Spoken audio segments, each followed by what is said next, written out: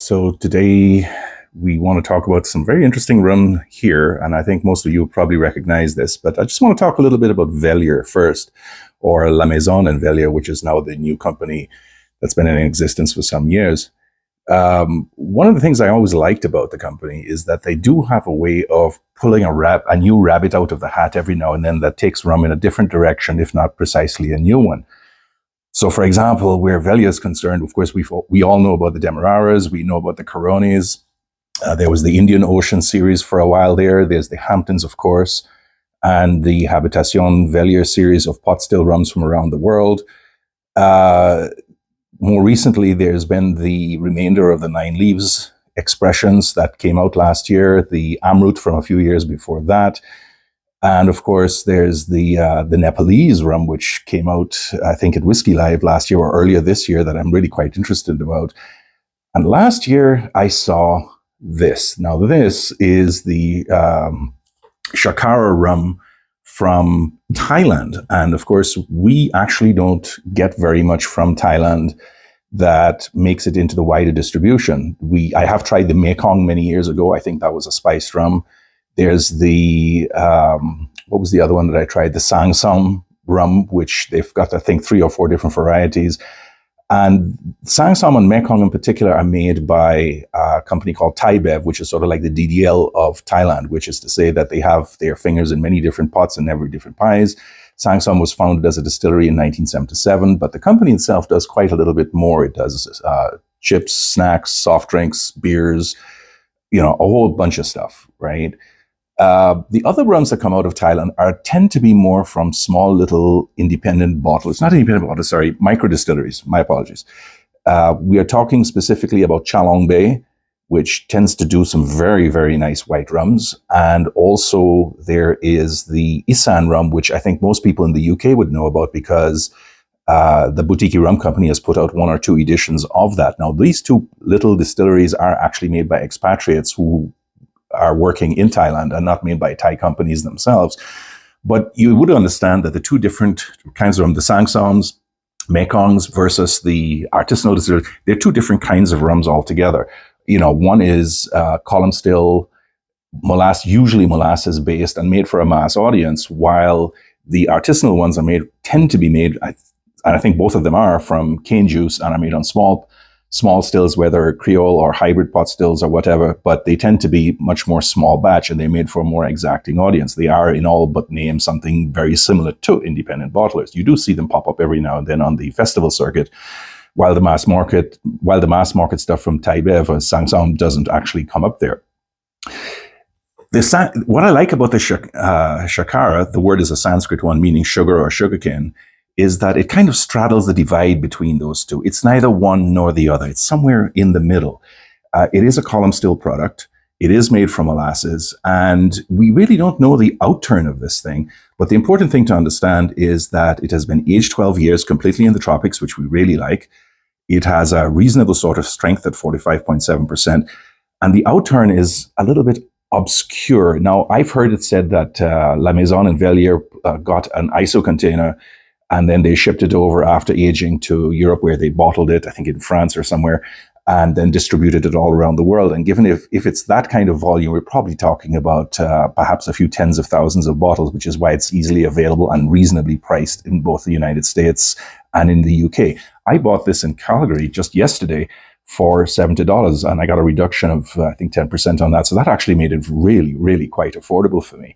And other people have looked at this before. Arminda from Rum Revival did a really nice video recap of it with a background on Thai Bev, which is quite interesting.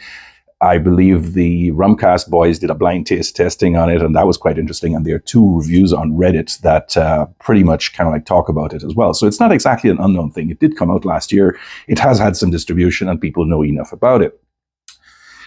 Over and beyond the production notes, I really can't tell you very much about it, aside from the fact that it is something of a general audience rum as opposed to something more exacting or something for the local Asian market. This is meant to highlight Thailand rums and their potential, I think. And in that sense, it succeeds really kind of well. When you nose it, you kind of get that impression too. Initially it doesn't feel like it breaks any particular new ground. You get all the normal stuff that you would expect in a rum. So you would see it has an initially smoky aroma, some burnt caramel, ginger, brown sugar, coconut jelly. But there's also some paper notes to it, cardboard, woody scents, perhaps sandalwood or cedar or something like that. Sawdust, maybe, perhaps. It's a little bit vague there. But once you let it open up a bit, it really starts to become quite interesting too, because that's when the mango and citrus background comes through, as well as some sour sense of kimchi and some iodine, even a little bit of an ashy or slash medicinal taste, which is far from unpleasant. Let me tell you, it noses really quite well.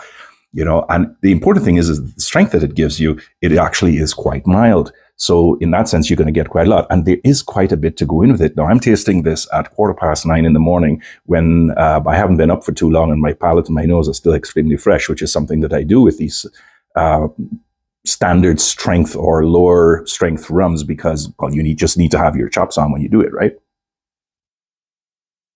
Mm, okay. Wow, that's not bad. The palate doesn't veer away from what the nose presented. In other words, whatever you got on the nose is pretty much what you're going to get on the palate as well, right? It builds upon what came before it. So it's really kind of quiet. It's a bit thinner than you would have expected, but you know what? The nose was pungent, and if the palate is a bit thinner, that may be just a function of the fact that mine is starting to kind of like be a bit jaded. But the initial flavors of sandalwood, figs, cereal, coffee grounds, is some crushed walnuts and vanilla. Of course, it's been aged in ex-bourbon barrels, so that's not unusual.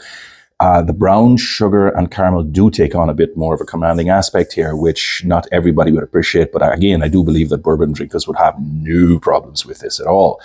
You know what it actually reminds me of is something of a drier Diplomatico or a less sweet Zacapa 23. It's that kind of thing. And there's nothing excessive about it in any way. It's an enormously approachable rum and it's got a really kind of gentle vibe to it. And it does have enough of an edge to it with those ashy or minerally and iodine-like tastes, as well as the citrus that lends it, that kind of cuts that softer taste of the caramel, which is really quite nice. Overall, what do I think of it? Well, I think it is a perfect mid-range rum. And what I mean by that is it isn't there to appeal to the jaded connoisseurs palate who go for cask strength rums and they can really dissect every single barrel from top to bottom. But on the other hand, it's a little better than mass market tipple that just kind of like goes for the lowest common denominator and just goes nowhere beyond that. It's somewhere in the middle of that. It straddles that divide really, really nice. And in that sense, it's really good for either sipping, which I'm doing, or a mix of some kind. Although, again, I'm not a bartender or a mixologist, so I think other people will probably have takeaway more than I can. The interesting thing about the rum, as a separate and last point I want to make, is that Velier isn't actually known for doing this kind of thing. I mean, you know Velier, right? I mean, they do very exacting and very distinct individual bottlings. You might like Rum Deluxe or 1423 out of Denmark. They do the same kind of thing. They have these halo rums, right? These very cask strength, foolproof, limited edition things. But Velier does that too. And basically you could have said that they helped kickstart the trend. On the other hand, though, this is something a bit more mass market. And that's what Velier is actually not known for, except perhaps with some of the Coroni blends like the 15, the 17, and the 21. What these rums do is they sell for a much lower price, and therefore they provide the cash flow that is necessary to subsidize the high-end bottlings, which, while not always loss leaders, tend to not make us quite as much money. So in this sense, this is a rum that is really going to be like a Hampton blend or one of the Coroni blends or whatever that has got tens of thousands of bottles out there that many more people can appreciate. And then that, of course, leads you directly into the high-end offerings that cost more money.